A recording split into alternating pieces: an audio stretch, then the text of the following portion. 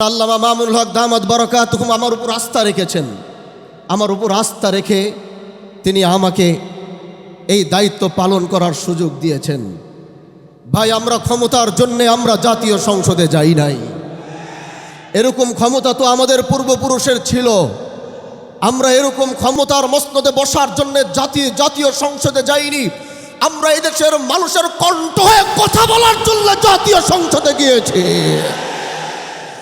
এজন্য যতদিন আমাদের কথাগুলো যতদিন রায় না হবে, আমাদের দাবিগুলো যতদিন পূরণ করা না হবে, আমাদের আন্দোলন চলতে থাকবে।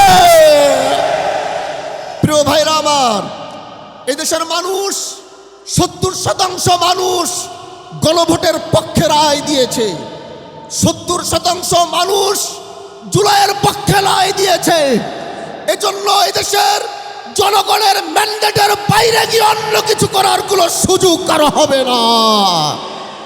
প্রিয় ভাইরা আমার, আমরা সরকার পতনের আন্দোলনে নামি নাই। এটা কোনো সরকার পতনের আন্দোলন আর সমাবেশ নয়। সংসদে বুঝাবার চেষ্টা করেছি, হয়তো বুঝতে পারছেন না বলে আজ জনগণ ময়দানে নেমেছে বুঝাবার জন্যে। এজন্য আমরা চাই সরকার এটা বুঝবে, জুলাইকে ধারণ করবে, গণভোটের রায়ের পক্ষে সরকারও থাকবে, এটা আমাদের চাওয়া। এজন্য আগামীর বাংলাদেশে আমরা জুলাইকে মাইনাস করে আমরা কিচ্ছু করতে পারবো না। প্রিয় ভাইরা আমার, এই ময়দান থেকে এটাই বলতে চাই, আমরা জাতীয় সংসদে আমরা জনগণের কণ্ঠ হয়ে কথা বলবো। আর যখনই রাজপথে ডাক আসবে, আপনাদের রাজপথ থেকে কথা বলতে হবে।